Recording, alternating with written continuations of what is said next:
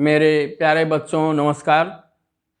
मैं बेटाबर क्लासेज में अरुण कुमार राय आपका स्वागत करता हूं। आज हम लोगों को आपकी पाठ्य पुस्तिका का अध्याय 14 प्रायोगिक ज्यामिति के संदर्भ में पढ़ना है। तो इसे अब हम लोग शुरू करें। प्रायोगिक ज्यामिति वह रेखागणित से संबंधित सारी चीज़ें हैं, रचनाएं हैं। कैसे क्या मतलब उसका हम लोग प्रयोग करते हैं, कैसे खींचते हैं, कैसे नापते हैं, इस संदर्भ में इस अध्याय में आप लोगों को बताया जाएगा। तो इसमें कह रहे हैं इस अध्याय में हम आकारों को बनाना सीखेंगे। प्रमुख उद्देश्य इस अध्याय का यही है कि विभिन्न प्रकार के जो रेखागणित में आकार होते हैं, ज्यामिति में आकार होते हैं, उनको कैसे खींचा जाता है, कैसे बनाया जाता है के संदर्भ में हम लोग पढ़ेंगे। इसको बनाने के लिए हमें यंत्रों के बारे में जानने की आवश्यकता है। आप लोगों का वह बॉक्स होता है जिसमें कुछ यंत्र होते हैं, वो कौन कौन और क्या होते हैं इसके संदर्भ में हमें जानना है। उन्हें देखें, आइए उन्हें देखें तथा उनके नाम और प्रयोग के बारे में जानकारी प्राप्त करें। पहला है रूलर अथवा सीधा किनारा, जिसको हम लोग क्या कहते हैं, स्केल कहते हैं। जिसे हम लोग क्या कहते हैं, स्केल कहते हैं। इसका विवरण क्या है, ये कह रहे हैं कि आकृति देख ही रहे हैं। स्केल बहुत बचपन से ही आप लोग देख रहे होंगे। देहात में इसे इंची कहा जाता है, इंची। लेकिन शुद्ध रूप उसका क्या है, रूलर अथवा स्केल। ये क्या है, सैद्धांतिक रूप में एक रूलर में कोई चिन्ह नहीं होता। वास्तव में उसमें कोई चिन्ह नहीं होता है, लेकिन अपनी सुविधा के लिए, अब उसकी अपनी सुविधा के लिए, जैसे प्रयोग में जो दो स्केल हम लोग लाते हैं, एक जो है 6 इंच का होता है और दूसरा 12 इंच का होता है। तो ये कह रहे हैं कि सैद्धांतिक रूप से ऐसे मान लीजिए जो स्केल है इसमें कोई चिन्ह नहीं होता, लेकिन हम लोग अपनी सुविधा के लिए मिलीमीटर सेंटीमीटर में एक तरफ करते हैं तो दूसरी तरफ इंच में बांट देते हैं इसको। छोटा वाला जो है 6 इंच का होता है और बड़ा वाला 12 इंच का 1 फुट का होता है। परंतु आपके ज्यामिति बॉक्स की रूलर में एक किनारे के अनुदिश सेंटीमीटर में चिन्ह बने होते हैं, एक तरफ सेंटीमीटर में चिन्ह बने होते हैं, और कभी कभी दूसरे किनारे पर इंचों में चिन्ह बना होता है। जैसे मैं आपको बताया हूँ, यह मिलीमीटर सेंटीमीटर में एक तरफ बनाया गया रहता है, दूसरी तरफ इंच में दिया गया रहता है, और इसको बांट करके ऐसे, तो कुछ 6 इंच का होता है अथवा 15 सेंटीमीटर का, और दूसरा जो बड़ा वाला होता है इंच रूलर आपका 30 सेंटीमीटर का होता है। 30 सेंटीमीटर अथवा 1 फीट का होता है। इसका प्रयोग क्या है, रेखाखंडों को खींचना और उनकी लंबाई नापना। इसकी सहायता से हम लोग क्या करते हैं, रेखाखंडों को खींचते हैं। रेखाखंडों को खींचने का मतलब यह है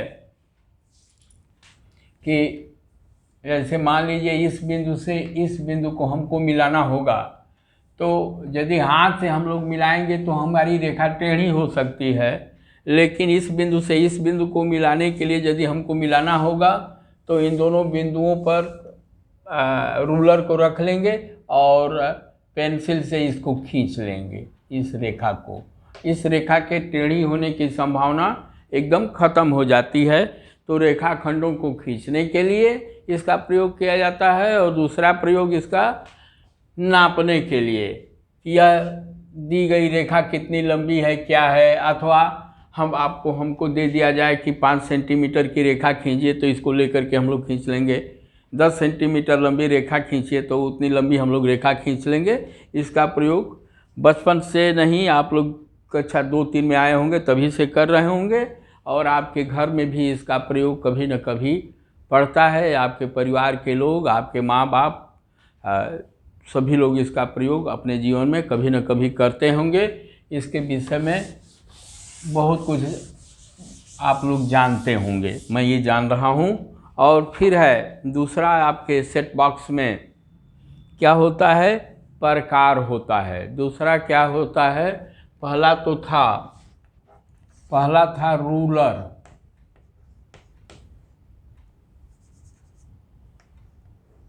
पहला रूलर था, दूसरा है प्रकार।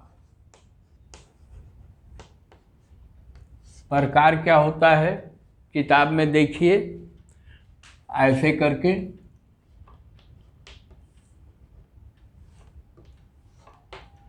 ये मान लीजिए थोड़ा मोटा होता है और फिर यहाँ से ये पतला हो जाता है, और ये यह यहाँ पर थोड़ा एक गोला होता है सिरे पर। इसको फैलाया जा सकता है, सिकोड़ा जा सकता है। इसको एकदम आप सिकोड़ करके कम कर सकते हैं। इसकी मतलब इतना और इतना जितना चाहें इसको आप फैला सकते हैं। तो इसका प्रयोग क्या होता है, इसके द्वारा हम लोग लंबाई खंडों को नापने के लिए भी प्रयोग करते हैं, और इसमें यह हम लोग जानने में, मतलब एक्चुअल कितनी दूरी है, इसकी सहायता से हमको नापने में बहुत सहयोग मिलता है। इसका क्या काम है देख लीजिए, किताब में आपका क्या दिया है। इसके 2 सिरे होते हैं, इसके 2 सिरे होते हैं। यहाँ पर हम लोग इसमें पेंसिल बांध देते हैं। पेंसिल को बांधने के लिए इसमें जगह होता है प्रकार में, और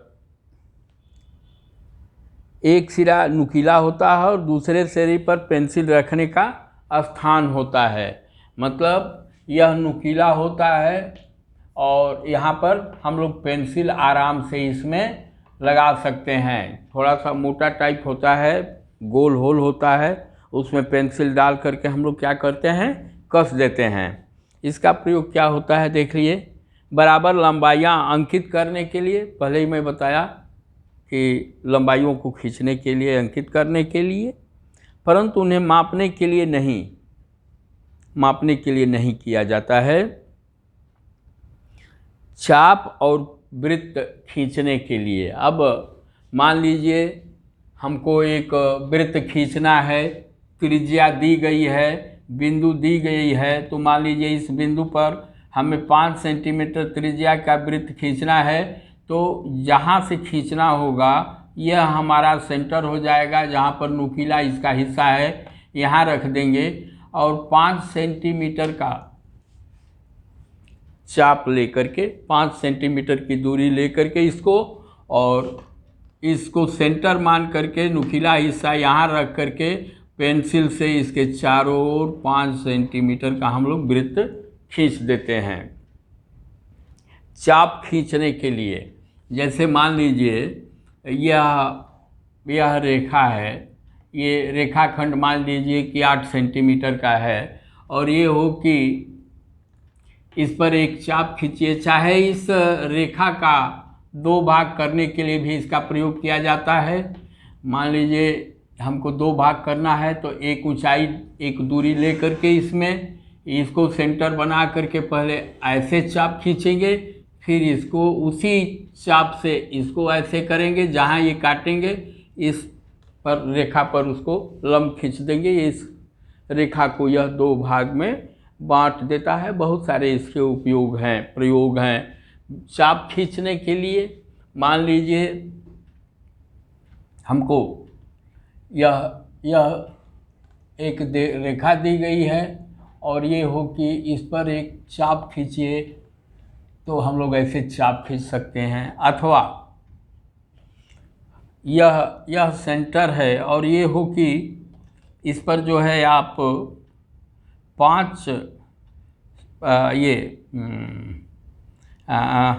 इसको अर्ध चाप बनाइए, तो हम लोग ऐसे भी खींच सकते हैं, ऐसे करके तमाम इसके काम हैं। जब इसका आप प्रयोग करेंगे तो बहुत समझ में आएगा।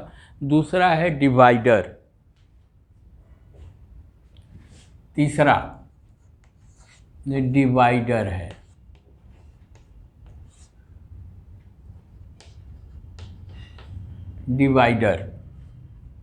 डिवाइडर का क्या काम है? डिवाइडर भी प्रकार की तरह ही होता है। डिवाइडर प्रकार की तरह होता है, लेकिन जहाँ प्रकार में पेंसिल को बांधने के लिए एक सिरा जहाँ इसमें नुकीला होता है, ये सिरा मान लीजिए नुकीला प्रकार में होता है, तो ये नहीं होता है। यहाँ पेंसिल में को बांधने के लिए होता है। प्रकार में डिवाइडर में दोनों नुकीले होते हैं, ये और समान लंबाई के होते हैं। जितनी लंबाई इसकी होगी उतनी ही लंबाई इसकी होगी। इसके माध्यम से हम लोग क्या करते हैं, इसके 2 नुकीले सिरे होते हैं। मैं बता दिया आपको, 2 नुकीले सिरे होते हैं। इसका क्या लंबाइयों की तुलना करने के लिए किया जाता है। अब मान लीजिए ये 2 रेखाखंड हैं, चाहे इनमें ज़्यादा अंतर हो चाहे कम अंतर हो, इसको और इसको सेंटर बना करके, एक सिरे को सेंटर बना करके दूसरे सेंटर को दूसरे इसके हिस्से को तब तक फैलाते हैं जब तक कि पूरी रेखा को कवर न कर ले। और अब इस दूरी को हम लोग स्केल पर जाकर, रूलर पर जाकर नाप लेते हैं कि यह कितना है।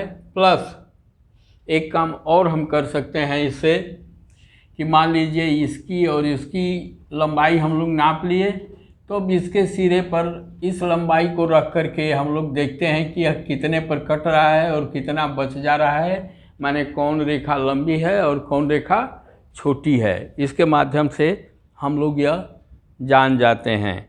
फिर है सेट स्क्वायर। सेट स्क्वायर जो है, दो सेट स्क्वायर आपके बॉक्स में होते हैं। चौथा जो है सेट स्क्वायर है।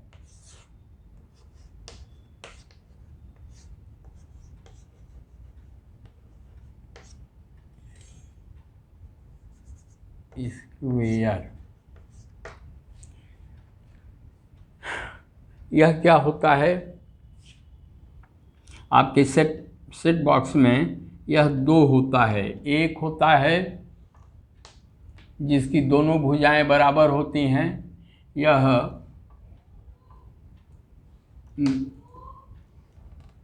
इस पर सब सेंटीमीटर की दूरी लिखी रहती है, ये भी सेंटीमीटर और मिलीमीटर सब रहता है, इस पर दर्ज रहता है। यह कोण जो है 45 अंश का होता है, यह कोण 45 अंश का होता है, और यह कोण 90 अंश पर बना होता है। अपनी किताब में देख लीजिए, अथवा इसको आप देखे होंगे। जो सेट बॉक्स आप लोग 4-5 में आए होंगे तभी आपको खरीद करके दिया गया होगा, आपने ख़रीदा होगा। एक तो यह होता है और यह 45 अंश वाला होता है। दूसरा जो है सेट स्क्वायर जो है आप लोगों का, यह होता है, यह 90 अंश हो गया, यह 90 अंश हो गया। यह जो है 60 अंश का होता है और यह 30 अंश का होता है। ठीक, इसकी सहायता से भी हम लोग रेखाओं की तुलना करते हैं, रेखा खींचते हैं। 2 त्रिभुजाकार यंत्र है सेट स्क्वायर। एक में शीर्षों पर कोण 45-45 90 अंश होते हैं, और दूसरे में यह कोण 30 अंश 60 अंश और 90 अंश का होता है, जो बताया गया है आपको। लंब रेखाओं और समांतर रेखाओं को खींचना। अब इसके माध्यम से लंब रेखाओं को खींचा जाता है। लंब रेखा खींचने का मतलब ये हो गया आपको लंब रेखा। समानांतर रेखा के विषय में बस आप यही जानिए कि थोड़ा सा पहले बताया जा चुका है। समानांतर रेखा का सबसे बढ़िया उदाहरण सड़क है, रेलवे की लाइन है। मतलब जो आपस में कभी सट नहीं सकते और जिनके बीच की दूरी हमेशा बराबर रहती है, वह जो है वह सीधी रेखा जिनके बीच की दूरी हमेशा बराबर रहती है समानांतर रेखा कही जाती है। तो समानांतर रेखा खींचने के लिए अब जैसे मान लीजिए इसको आपने ऐसे रखा है, फिर मान लीजिए आपने खींच लिया। अब दूसरा जब समानांतर रेखा इसको खींचना होगा तो इसी हिस्से पर इसको ऐसे पलट कर रख देंगे और ऐसे खींच लेंगे, तो यह और यह समानांतर रेखा होगी। यह समानांतर रेखा एकदम सही एक्यूरेट इसके माध्यम से हम लोग खींच सकते हैं। फिर है चांदा जो है कोण के मापन के लिए चांदे का प्रयोग किया जाता है। कोण के मापन के लिए चांदे का प्रयोग किया जाता है। पांचवा जो है चांदा।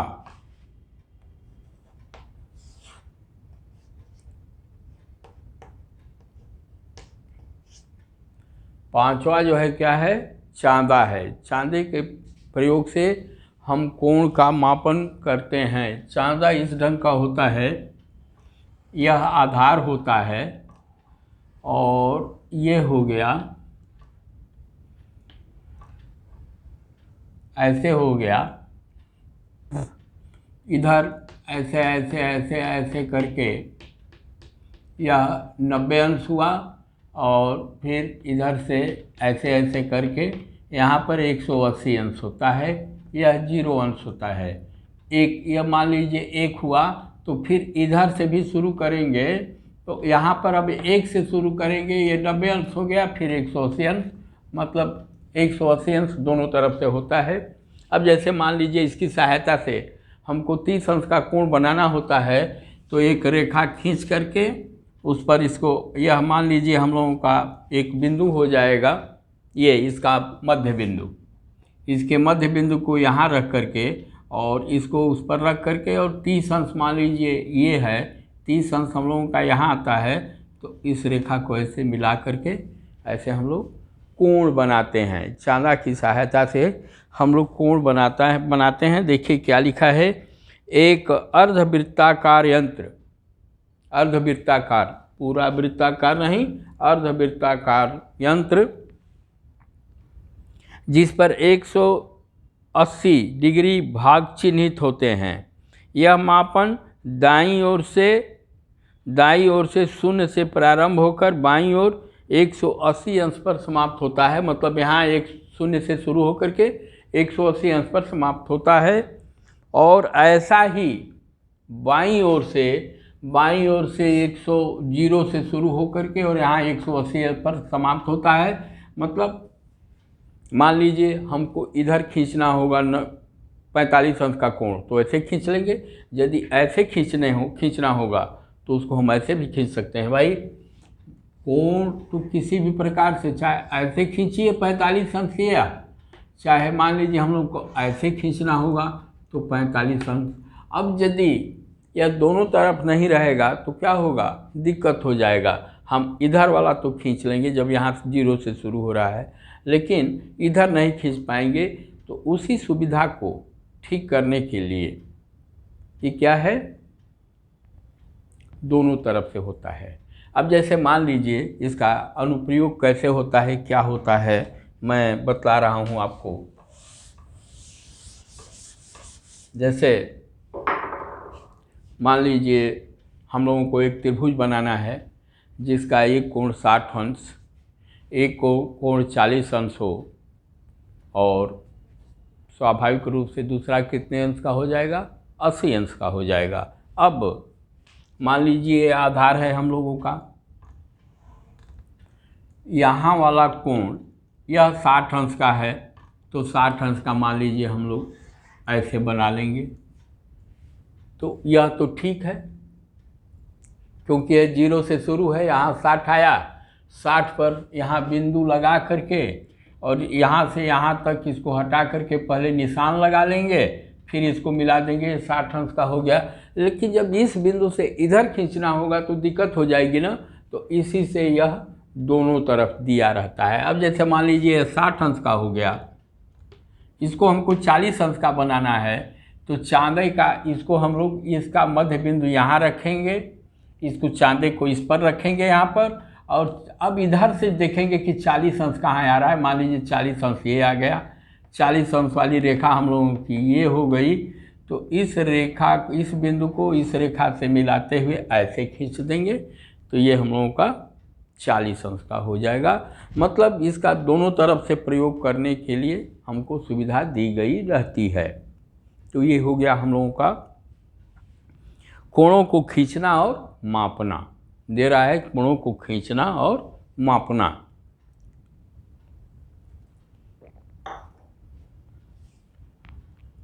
फिर है हम रूलर, अब आगे कह रहे हैं हम रूलर और प्रकार की रचनाओं पर विचार करने जा रहे हैं। इसमें रूलर का केवल रेखाएं खींचने और प्रकार का केवल चाप खींचने में प्रयोग किया जाएगा। ठीक है, इन रचनाओं को बनाते समय पूर्ण सावधानियां चाहिए। यहाँ आपको आपकी सहायता के लिए कुछ सुझाव दिए जा रहे हैं। क्या करना चाहिए, रूलर और प्रकार का प्रयोग करते समय क्या सावधानियां हमको बरतनी चाहिए, ये बतला रहे हैं। इसको देखा जाए क्या है। ये कह रहे हैं पतली रेखाएं खींचिए और हल्के बिंदु अंकित कीजिए। बहुत बढ़िया। यह कह रहे हैं कि जब भी आप रेखा खींचें तो पतला खींचिए, मोटा नहीं होना चाहिए।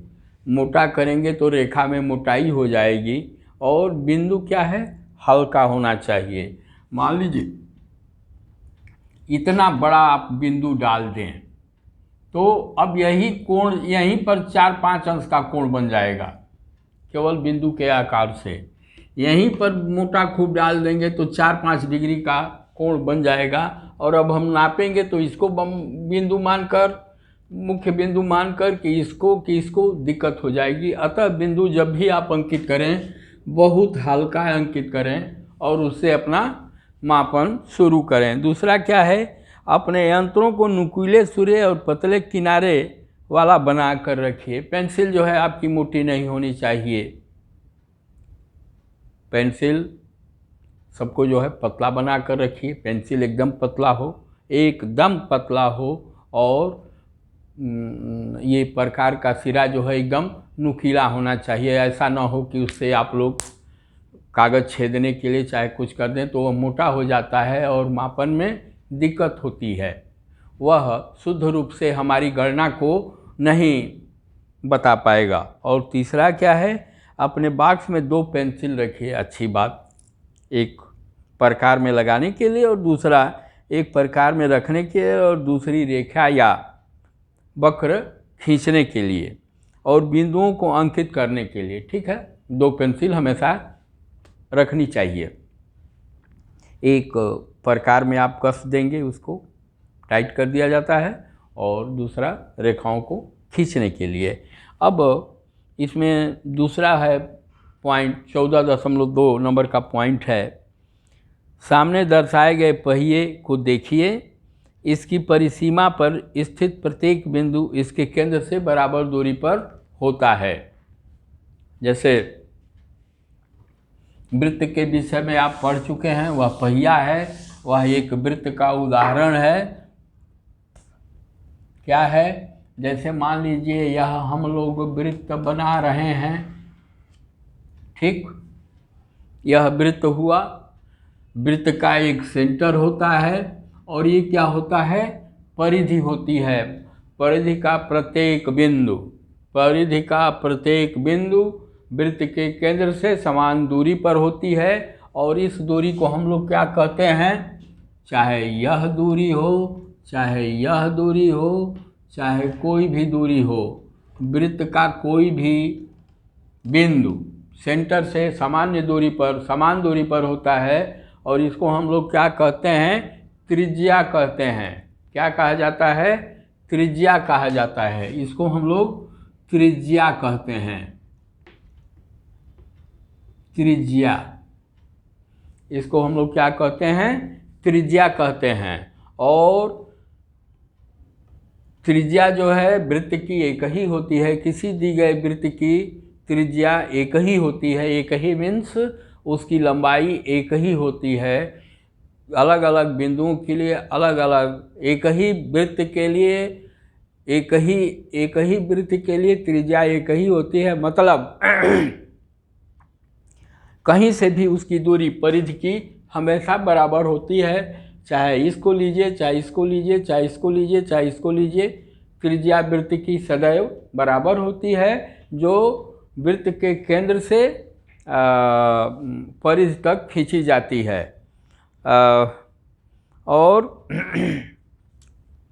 उन्हें खींच सकते हैं। आप ऐसी 5 वस्तुओं के बारे में जो सोचिए जो इसी आकार की हों। ठीक है,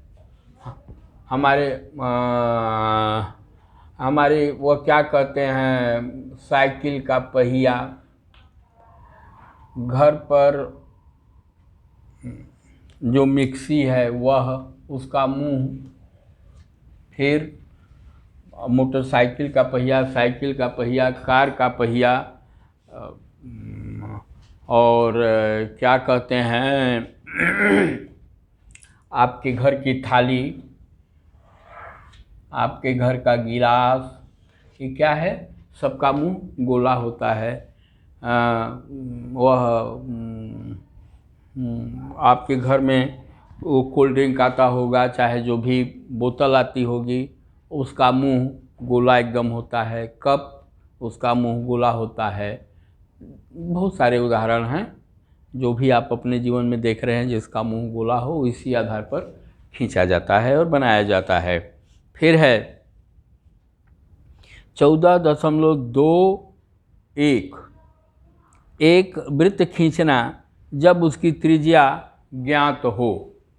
एक वृत्त खींचना जब उसकी त्रिज्या ज्ञात हो। अब इसको हम लोग कैसे खींचते हैं, इसके विषय में जाना जाए।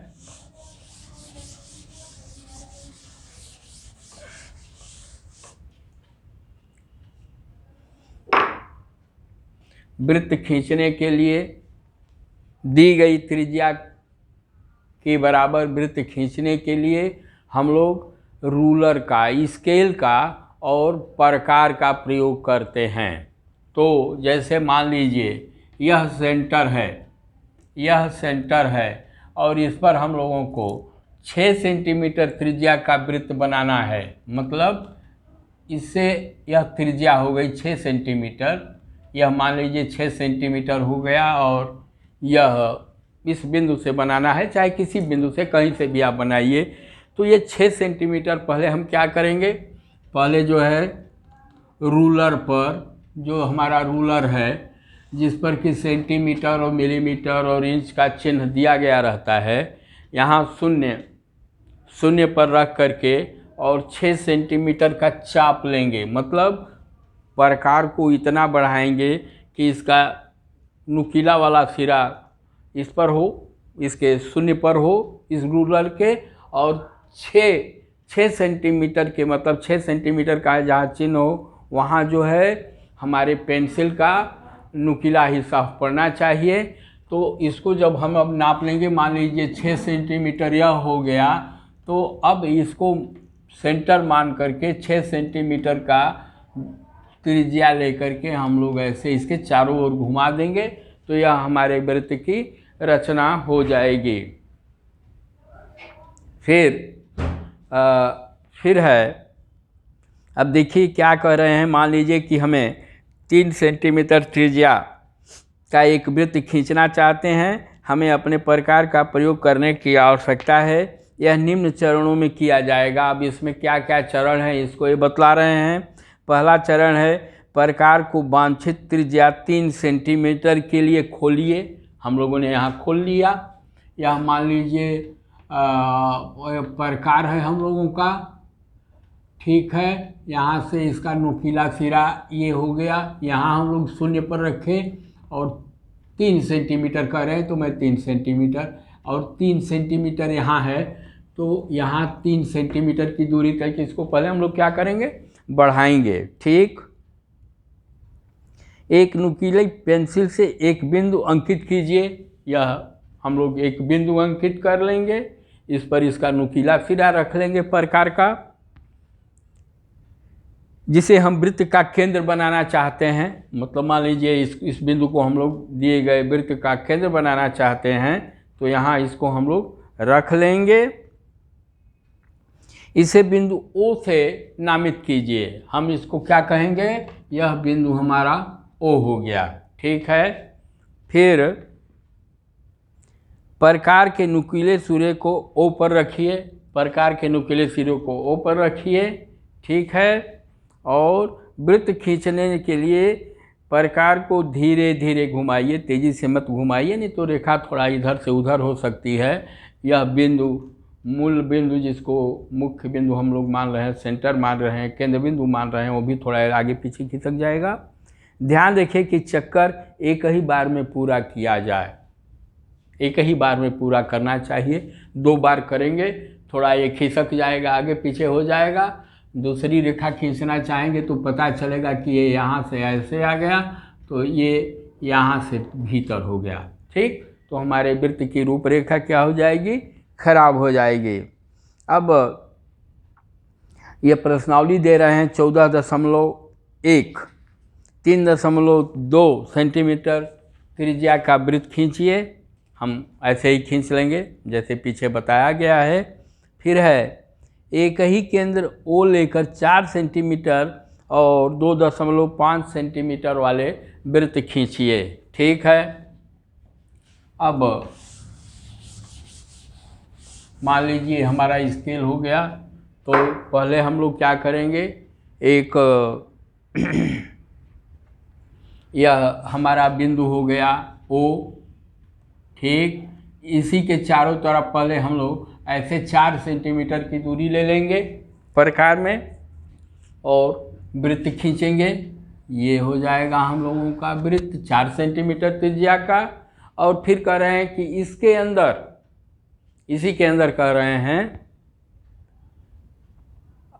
एक ही केंद्र लेकर के। ठीक है, तो ये तो 4 सेंटीमीटर वाला हो गया। फिर 2.5 सेंटीमीटर वाला लेंगे तो मान लीजिए यह आ जाएगा, तो 2.5 सेंटीमीटर वाली दूरी लेकर के हम लोग एक वृत्त खींच लेंगे। ये 2 वृत्त हो जाएगा सेंटर को O लेकर के। ठीक, अगला क्वेश्चन देखा जाए क्या कह रहे हैं।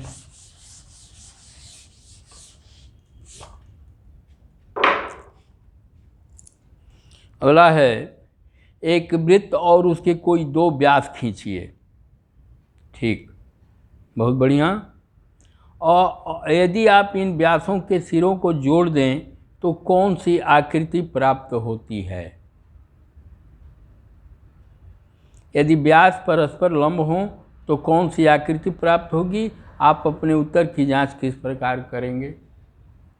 व्यास क्या होता है, व्यास वृत्त की परिधि पर 2 बिंदुओं को मिलाने से बनता है, जो वृत्त के केंद्र से होकर रेखा खींची जाती है। वह व्यास जो है 2 त्रिज्या के बराबर होता है, वृत्त की 2 त्रिज्या के बराबर होती है। और व्यास परिधि पर स्थित 2 बिंदुओं एवं केंद्र से होकर खींची गई सीधी रेखा होती है। मतलब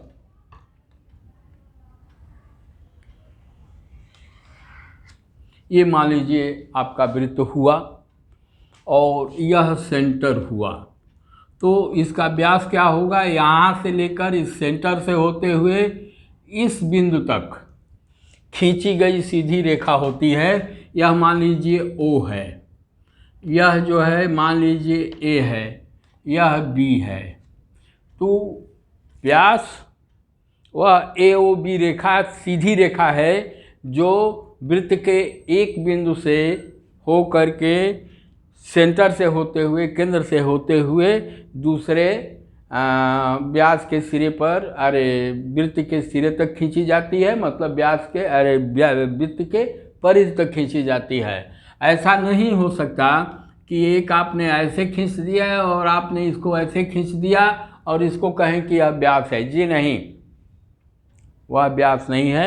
व्यास वृत्त के केंद्र से होकर खींची गई सरल रेखा है जो परिधि पर स्थित दो बिंदुओं को मिलाती है। परिधि पर, वृत्त के परिधि पर स्थित दो बिंदुओं को मिलाने वाली सरल रेखा जो वृत्त के केंद्र से होकर खींची जाती है, वृत्त का व्यास कही जाती है। तो अब तो ये हम लोगों ने एक व्यास खींच लिया। अब कह रहे हैं यदि वह आपस में लंब हो, मतलब क्या हो, ये आपस में लंब हो, तो लंब होंगी तो क्या होगा, जो दूसरी हमारी व्यास होगी वह इसके ऐसे होगी, ठीक ना। यह मान लीजिए ओ बिंदु है, तो यह हमारा एक ये हो गया, एक ये हो गया, दो व्यास हम लोगों ने खींच लिया और दोनों व्यास क्या है, एक दूसरे पर लंब है। लंब होने का मतलब यह है कि यह 90 अंश का होगा, प्रत्येक कोण 90 अंश का होगा। इसमें कौन सी आकृति प्राप्त होगी, आकृति तो कोई नहीं बन सकती है। क्या होगा, मान लीजिए यदि इसको आकृति का रूप दें तो ये क्या हुआ, प्लस का आकृति बन रहा है। यदि इसको सिले को मिला देंगे हम लोग, इसको ऐसे मिला देंगे, इसको ऐसे मिला देंगे, तो ये क्या हो जाएगा, एक वर्ग बन जाएगा। क्या बनेगा, एक वर्ग बनेगा। लेकिन कोई बात नहीं, हमको प्लस का निशान बन रहा है। तीसरा है, एक वृत्त खींचिए और बिंदु ए, बी और सी इस प्रकार अंकित कीजिए कि ए वृत्त पर स्थित हो। चलिए भाई, क्वेश्चन नंबर 3 है। क्वेश्चन नंबर 3, क्वेश्चन नंबर 3 क्या है, कह रहे हैं कि आप एक वृत्त बनाइए। वृत्त हम लोगों ने बना लिया।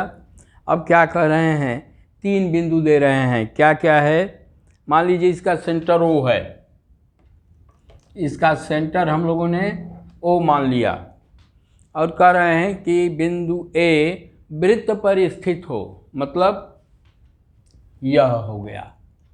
वृत्त पर स्थित होने का मतलब यह हमारा ए हो गया। इसको हम लोग मिला देंगे, वृत्त की क्या हो गई, त्रिज्या हो गई, इसको मिला देंगे। फिर कह रहे हैं बी वृत्त के अभ्यंतर में स्थित हो। इस वृत्त के अंदर, इस वृत्त के अंदर कोई भी एक बिंदु कहीं भी ले लिया जाए। मान लीजिए हम लोग यहाँ ले रहे हैं, यह हो गया बी। अब इसको कह रहे हैं कि यह वृत्त के अभ्यंतर में, अभ्यंतर मीन्स भीतर, वृत्त के भीतर स्थित हो। और तीसरा है सी वृत्त के बहिर्भाग में स्थित हो।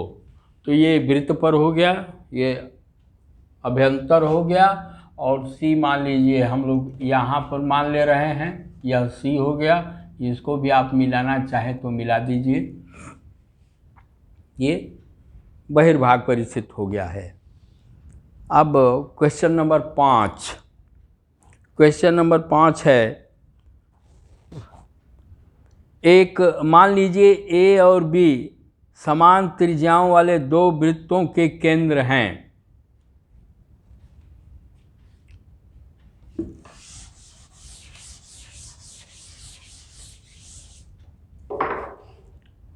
मान लीजिए ए और बी समान त्रिज्याओं वाले दो वृत्त हैं, दो वृत्तों के केंद्र हैं।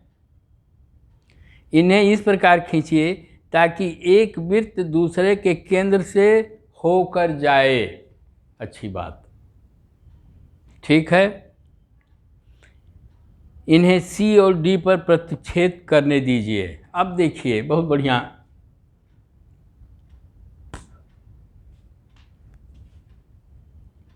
मतलब ये हमारा हो गया ए, ठीक। अब ये कह रहे हैं बी, बी, बी हमारा यहाँ होगा, और कह रहे हैं कि अब बी को सेंटर मान करके, इसको सेंटर मान करके आप एक वृत्त खींचिए। तो हम लोग इसको मान करके ऐसे करेंगे, खींचेंगे। यह ए हो गया, इस वृत्त के लिए सेंटर हो गया। फिर बी यह है, इस वृत्त के परिधि पर स्थित है और इसकी भी त्रिज्या यही है जो इसकी त्रिज्या है। अब इसको बी को सेंटर मान करके एक यह हम लोग वृत्त खींच लिए और यह एक दूसरे को सी और डी बिंदुओं पर काट रहे हैं। क्या कर रहे हैं? सी और डी बिंदुओं पर प्रतिच्छेद कर, काट रहे हैं मीन्स प्रतिच्छेद कर रहे हैं। जांच कीजिए कि ए बी और सी डी परस्पर समकोण बनाते हैं। अब ये कह रहे हैं कि जब हम लोग इसको मिलाएंगे तो यह समकोण बनेगा। यहाँ कोण हम लोग नाप लेंगे, 90 अंश का होगा।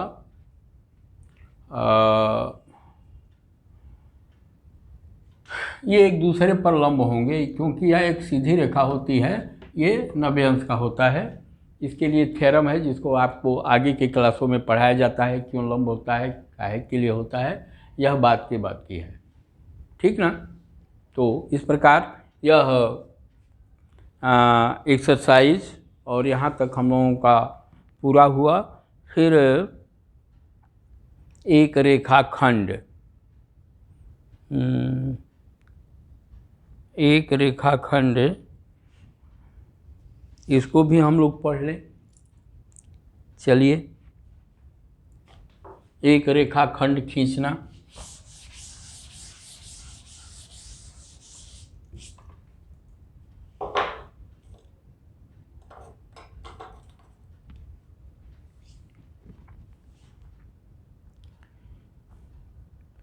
मान लीजिए, याद कीजिए कि एक रेखाखंड के दो अंत बिंदु होते हैं। अच्छी बात, एक क्या है,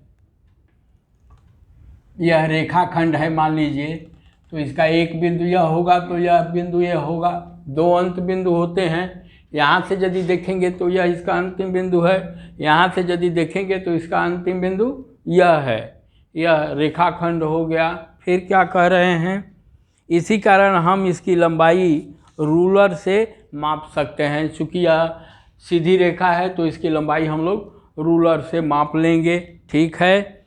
और हमें किसी रेखाखंड की लंबाई ज्ञात हो तो इसे एक आकृति द्वारा निरूपित करना संभव हो जाता है। यदि हमको लंबाई मालूम है तो प्रकार के माध्यम से इसको हम लोग निरूपित कर सकते हैं। निरूपित करने का मतलब यह, जैसे मान लीजिए यह आपकी 10 सेंटीमीटर का रेखाखंड है और ये हो कि 10 सेंटीमीटर का आप रेखाखंड खींचिए, तो मान लीजिए यह रेखा सीधा खींच करके इसको सेंटर मान करके प्रकार से और इसकी लंबाई ले करके 10 सेंटीमीटर नाप लीजिए, चाहे रूलर से नाप लीजिए और यहाँ से 10 सेंटीमीटर का ऐसे काट दीजिए, तो इसको हम लोग निरूपित कर सकते हैं। यह मान लीजिए A है तो इसको हम लोग B कर सकते हैं, कह सकते हैं, ठीक है।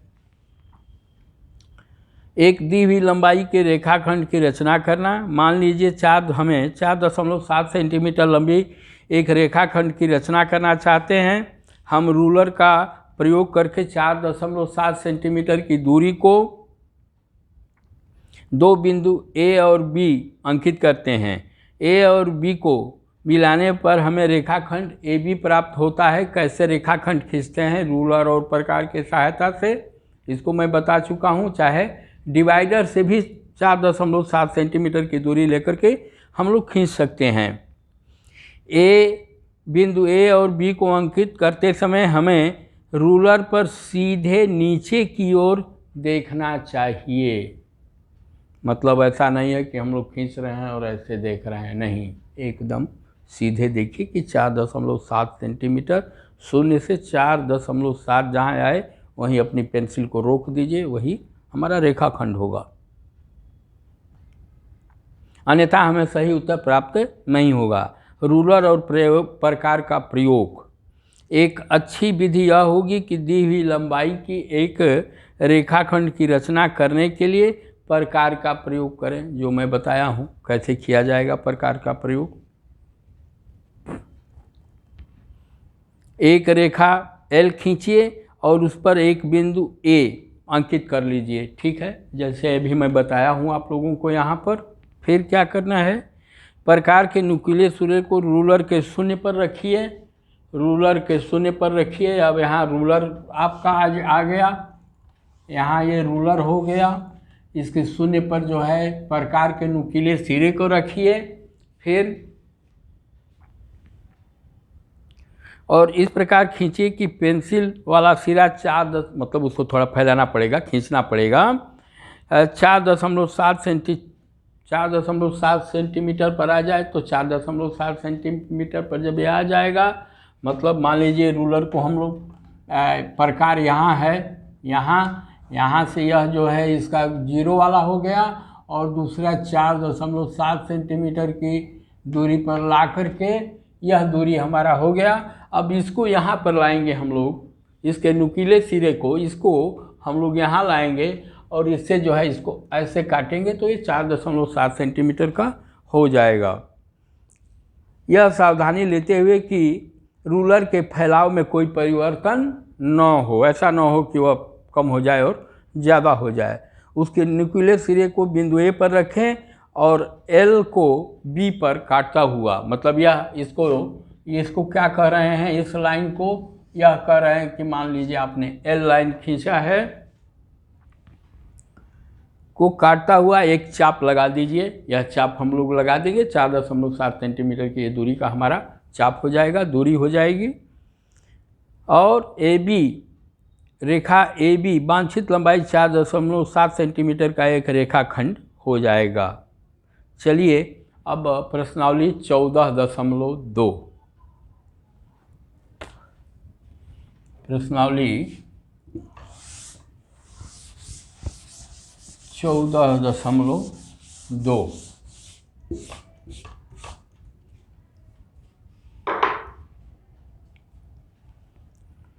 रूलर का प्रयोग करके 7.3 सेंटीमीटर लंबाई का एक रेखाखंड खींचिए, ठीक है।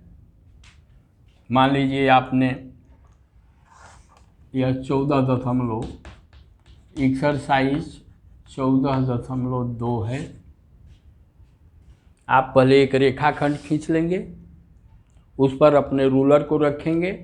रूलर का मान लीजिए यह बिंदु A है, यहाँ रूलर का शून्य रखेंगे और कितना 7.3 सेंटीमीटर, 7.3 सेंटीमीटर रूलर पर देखते हुए आएंगे। जहाँ 7.3 होगा वहाँ पर एक चिन्ह लगा लेंगे और इसको आप मिला देंगे। एक तो विधि ये हो गई। दूसरी विधि क्या है, मान लीजिए आपने इसको A बिंदु मान लिया, सेंटर मान लिया, कहीं कोई रेखा मत खींचिए, यहाँ रख दीजिए अपना रूलर का शून्य और 7.3 सेंटीमीटर तक देखिए। मान लीजिए 7.3 सेंटीमीटर यहाँ आया, यहाँ पेंसिल से निशान लगाइए और इसको मिला दीजिए। यह 7.3 सेंटीमीटर का आपका एक रेखाखंड बन जाएगा। रूलर और प्रकार का प्रयोग करके 5.6 सेंटीमीटर लंबाई का एक रेखाखंड खींचिए। जैसे ऊपर हम लोग किए हैं वैसे आप लोग कर लेंगे। प्रकार का 0 रूलर के 0 पर रख करके 5.6 सेंटीमीटर तक पेंसिल वाला हिस्सा बढ़ा करके खिसका करके वह चाप ले लेंगे और फिर सीधी रेखा खींच करके उस पर चाप से काट देंगे, उसको मिला देंगे, चाहे बिंदु अंकित कर देंगे, वह आपका उतना का हो जाएगा। 7.8 सेंटीमीटर लंबाई का रेखाखंड AB खींचिए। इनमें से AC काटिए जिसकी लंबाई 4.7 सेंटीमीटर हो, BC को मापिए। ठीक, कोई बात नहीं।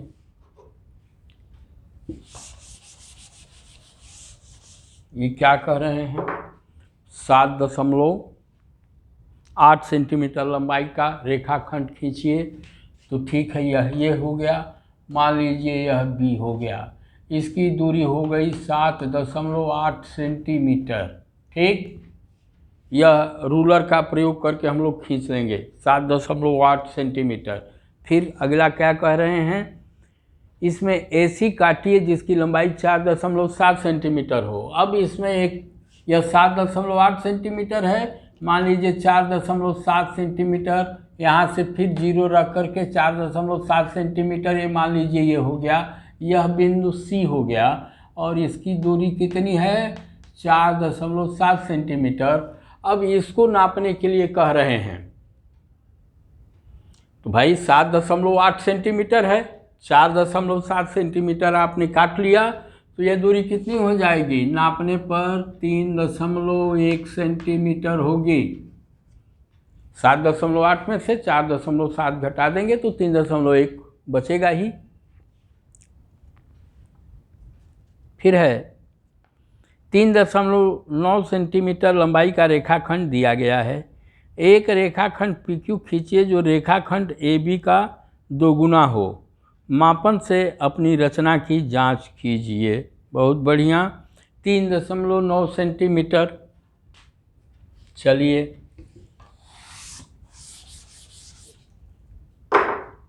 मतलब पहले हम लोगों को 3.9 सेंटीमीटर, यह मान लीजिए A है, यह B है, यह 3.9 सेंटीमीटर का हो गया। हम लोग खींच लेंगे रूलर और पेंसिल का प्रयोग करके। एक रेखाखंड PQ खींचिए जो रेखाखंड AB का दोगुना हो। ठीक है, मापन से अपनी रचना की जांच कीजिए।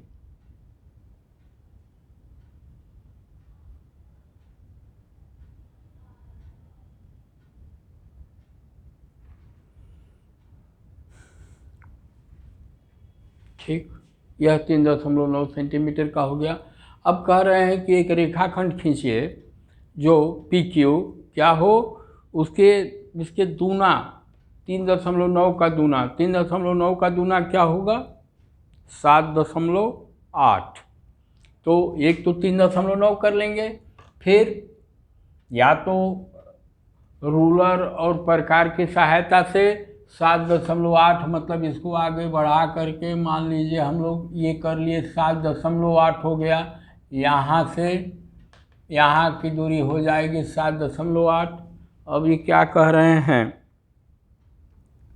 मापन से अपनी रचना की जांच कीजिए। इसको हम लोग नाप उप करके ठीक कर लेंगे और कहीं कुछ नहीं है। इसको कैसे क्या करना है इसके विषय में ये नीचे बतलाए हुए हैं, उसको पढ़ करके देख लीजिएगा आप लोग। 7. अब क्वेश्चन नंबर 5, 7.3 सेंटीमीटर लंबाई का रेखाखंड AB और 3.4 सेंटीमीटर लंबाई का रेखाखंड CD दिया है।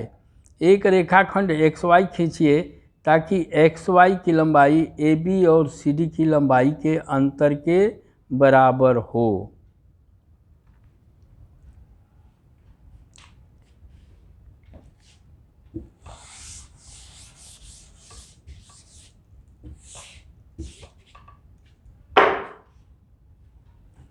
ये कह रहे हैं 7.3 सेंटीमीटर लंबाई का रेखाखंड AB,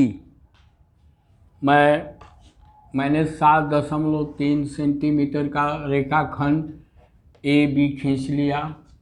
यह 7.3 सेंटीमीटर है। फिर कह रहे हैं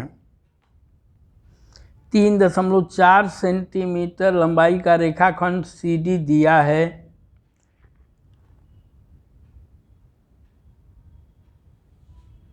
चलिए भाई, CD मतलब CD आगे बढ़ाना है कि पीछे बढ़ाना है। A और B तो ये हो गया, CD कहाँ रखा जाएगा। एक 3.4 सेंटीमीटर लंबाई का रेखाखंड CD दिया है। एक रेखाखंड XY खींचिए ताकि XY की लंबाई AB और CD की लंबाइयों के अंतर के बराबर हो। ठीक है भाई, कोई बात नहीं। अब देखिए ये रेखा खींचने के लिए कह रहे हैं। अब एक है हमारा सी डी कितना है, 3.9 है, 3.4 सेंटीमीटर है। यह मान लीजिए हमारा सी डी है, यह 3.4 सेंटीमीटर है। ठीक, अब एक रेखाखंड XY खींचिए ताकि XY की लंबाई AB और CD की लंबाइयों के अंतर के बराबर हो। बस सीधी रेखा खींचना है, कहीं कोई मिलाना नहीं है, कहीं कुछ नहीं करना है। तो 7.3 में से 3.4 जब आप घटाएंगे तो क्या बचेगा आपका, 3.9 बचेगा। ठीक ना, यह CD की लंबाई हो गई और यह AB की लंबाई हो गई। मान लीजिए कल्पना कर लीजिए कि आपके पास रूलर अब नहीं है, आपने यह खींच लिया, यह खींच लिया है और कह रहे हैं कि इसके अंतर के बराबर। तो आप करेंगे क्या कि 3.4 सेंटीमीटर अपने रूलर पर लंबाई ले लेंगे। नहीं, रूलर का प्रयोग तो करना ही पड़ेगा। 3.4 सेंटीमीटर का रूलर का ले लेंगे लंबाई, यह हो गया। इसको A को सेंटर मानेंगे और मान लीजिए 3.4 यहाँ आ रहा है, तो यह तो 3.4 सेंटीमीटर हो गया। अब हमको AB और CD के अंतर के बराबर XY खींचना है। तो अब इस दूरी को, यह हमारा अंतर होगा दोनों का, इस दूरी को अपने प्रकार पर ले लेंगे। नुकीला सिरा यहाँ, पेंसिल वाला सिरा यहाँ, चाहे पेंसिल वाला नुकीला सिरा यहाँ, पेंसिल वाला यहाँ रख करके या तो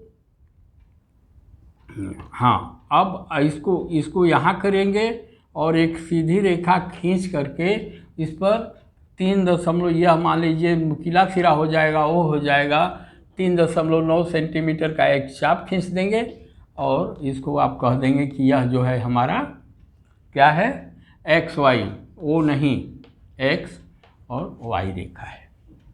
तो बच्चों, ये प्रश्नावली हम लोगों की ख़त्म हुई।